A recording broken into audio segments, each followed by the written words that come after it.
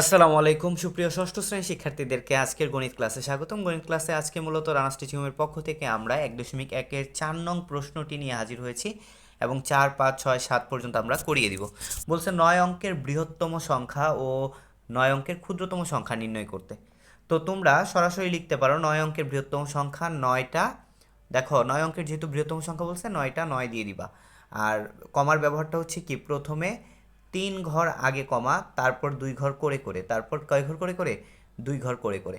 So এই ব্যাপারটা তোমাদের ঘটবে। তোমরা দেখতে পাবা যে 3 ঘর আগে কমা আসতেছে এবং তারপরে 2 ঘর করে করে।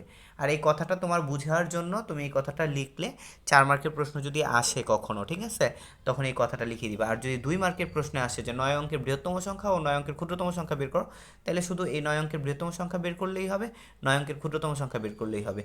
আর যখন তোমার 4 মার্কের জন্য আসবে তখন এই ব্যাখ্যাটা লাগবে। এবার 9 অঙ্কের ক্ষুদ্রতম সংখ্যা।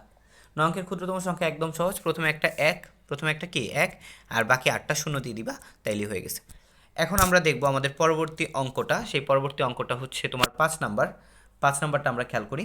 5 নাম্বার বলছে একই অঙ্ক, দেখো তো একটু কি বলছে, একই অঙ্ক মাত্র একবার ব্যবহার করে 7 অঙ্কের বৃহত্তম ও ক্ষুদ্রতম সংখ্যা গঠন করো। 5 নাম্বার প্রশ্নটা 1.1-এর। তো অঙ্কগুলো কি আছে, 4, 5, 1, 2, 8, 9, 3। তাহলে আমরা যে কাজটা করব, 4, 5, 1, 2, 8, 9, 3, এই অঙ্ক পাতনে যে কোনো অবস্থানে বৃহত্তম অঙ্কের স্থানীয় মান ক্ষুদ্রতম অঙ্কের স্থানীয় মান অপেক্ষা বড় হবে। তাহলে আমরা যেটা করলাম, আমরা ফার্স্টে যেই কাজটা করবো, এই কথাটা তুমি না লিখলেও হয়, তোমাকে বলছে যে 7 অঙ্কের বৃহত্তম ও ক্ষুদ্রতম সংখ্যা গঠন করো। তাহলে আমরা কি করব, এই কথাটা না লিখে লিখবো যে সংখ্যাগুলোকে বড় থেকে ক্রমে, বড় থেকে ছোট ক্রমে অঙ্কপাত করলেই বৃহত্তম সংখ্যাটি পাওয়া যায়।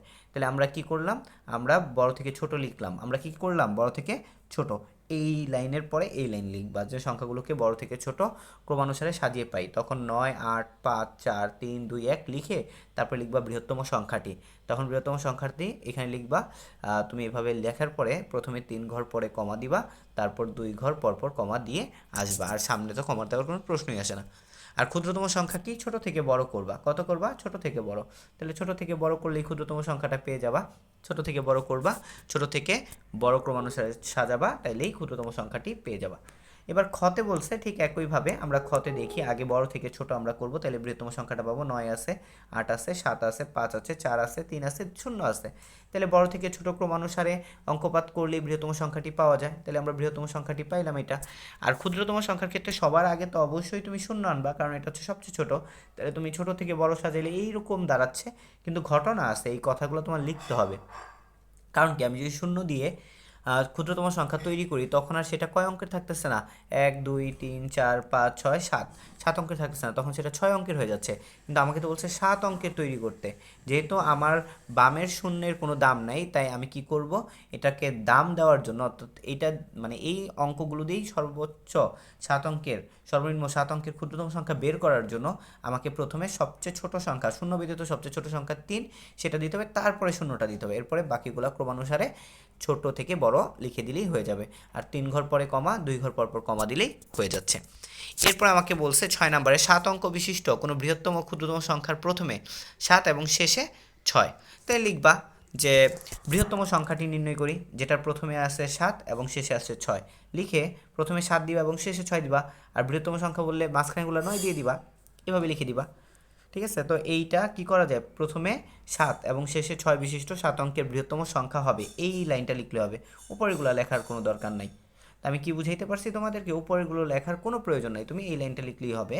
প্রথমে 7 এবং শেষে 6 অঙ্ক বিশিষ্ট, প্রথমে 7 এবং শেষে 6 বিশিষ্ট 7 অঙ্কের বৃহত্তম সংখ্যা হবে।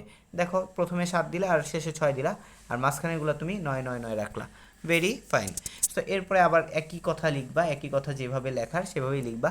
প্রথমে 7 এবং শেষে 6 বিশিষ্ট 7 অঙ্কের ক্ষুদ্রতম সংখ্যা কী হবে, প্রথমে 7 দিবা, শেষে 6 দিবা, 7 অঙ্কের ক্ষুদ্রতম সংখ্যা বসায় দিবা। এবার ভাই 7 নাম্বার প্রশ্নে কি বলছে দেখো তো। 7 নাম্বার প্রশ্ন বলছে এত এর অঙ্কগুলোর বিপরীতভাবে সাজালে যেই সংখ্যা পাওয়া যায় তা কথায় লেখো। তো এটাকে বিপরীতভাবে সাজাও, প্রথমে 5 দাও, ঠিক আছে, এটা সব প্রদত্ত সংখ্যাটি, এটা বিপরীতভাবে সাজাও।